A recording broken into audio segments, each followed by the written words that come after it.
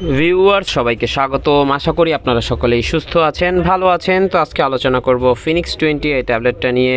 এটার প্রতি পিস ট্যাবলেটের খুচরা বাজার মূল্য হলো 7 টাকা। এটার জেনেরিক নেম হলো রেবিপ্রাজল 20 মিলিগ্রাম। এটা প্রস্তুত করে থাকে অপসনিন ফার্মা লিমিটেড। এরপরে জেনে নেই এই ফিনিক্স 20 আপনি কেন সেবন করবেন, এই ওষুধটা খেলে কি কাজ করে, এই ওষুধটা মানুষ কেন খায়, এটি কেন ডাক্তার লেখে।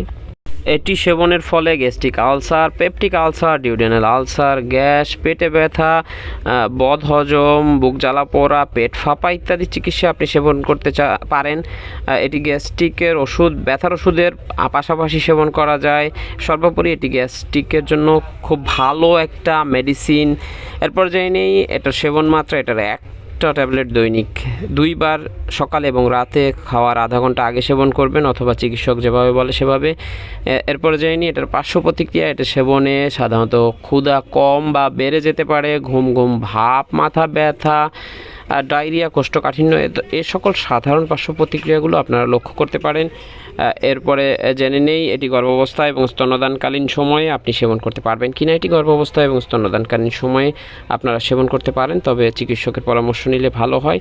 আর যে কোনো ওষুধ আপনি যদি সেবন করতে চান তাহলে অবশ্যই একজন রেজিস্টার্ড চিকিৎসকের সাথে আগে পরামর্শ করে নিয়ে তবে সেবন করবেন।